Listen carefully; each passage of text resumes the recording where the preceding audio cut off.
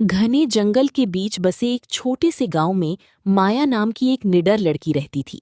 वो अपनी दादी के साथ रहती थी, जो पूरे गांव में अपनी समझदारी और कहानियों के लिए जानी जाती थी।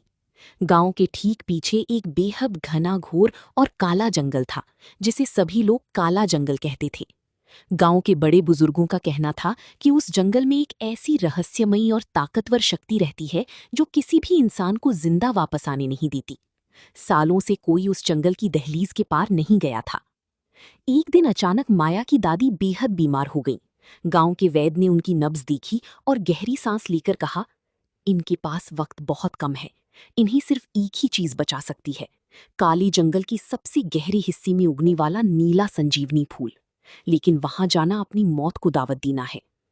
गांव का कोई भी मर्द डर की मारी वहां जाने को तैयार नहीं हुआ।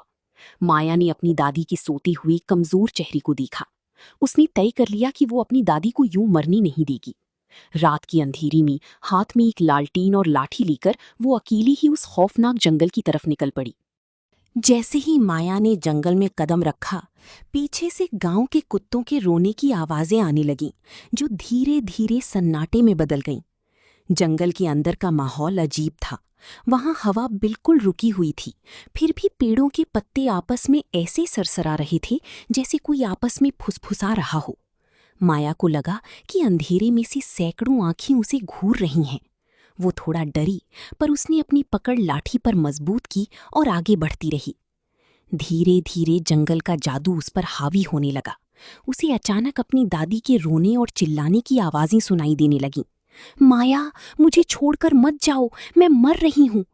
ये उस जंगल का इम्तिहान था, जो इंसान के सबसे बड़े डर को उसके सामने ले आता था, ताकि वो डर कर भाग जाए। माया एक पल के लिए रुकी। उसकी आंखों में आंसू आ गए। उसे लगा कि शायद वो बहुत देर कर चुकी है। लेकिन फिर उसे दादी की सिखाई बात याद आई। डर वहां हावी होता है जहां विश्वास कमजोर होता है।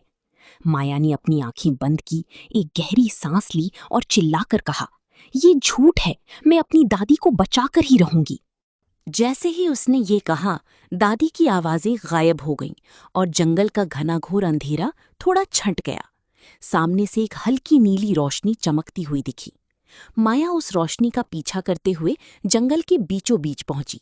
वहां एक विशालकाय सालों पुराना पेड़ था और उसकी जड़ों के पास वही दुर्लभ नीला संजीवनी फूल चमक रहा था। माया खुशी खुशी जैसे ही फूल को तोड़ने के लिए आगे बढ़ी, जमीन कांपने लगी। पेड़ के तना यानी ट्रंक से एक विशाल काला साया निकलकर सामने खड़ा हो गया। वो जंगल का रक्षक था।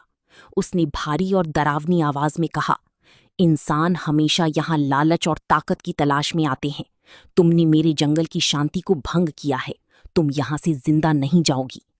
माया डर से कांप रही थी, पर उसने अपनी आंखों में आंसू लेकर उस साए के सामने हाथ जोड़ दिए और कहा, मैं यहाँ किसी लालच में नहीं आई हूँ।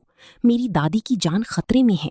अगर आपको बलि चाहिए तो आप इस फूल के बदले मेरी जान ले लीजिए, पर इस फूल को मेरी दादी तक पहुँचाने दीजिए। माया की बात सुनकर जंगल का रक्षक शांत हो गया। उसने सालों बाद किसी इंसान के दिल में इतना बड़ा निस्वार्थ प्रेम देखा था। साया धीरे धीरे धुएं में बदल गया और हवा में आवाज गूंजी, इस जंगल ने सदियों बाद एक सच्चा और निडर दिल देखा है। जाओ, अपनी दादी की जान बचाओ। माया ने तुरंत फूल तोड़ा और सुबह की पहली किरण उगने से पहले दौड़ती हुई गांव वापस पहुंच गई। उसने फूल का रस दादी को पिलाया। कुछ ही पलों में दादी ने अपनी आंखें खोल दी और माया को गले से लगा लिया। गांव वाले हैरान थे कि माया ना सिर्फ जिंदा वापस आई, बल्कि दादी को भी बचा लाई।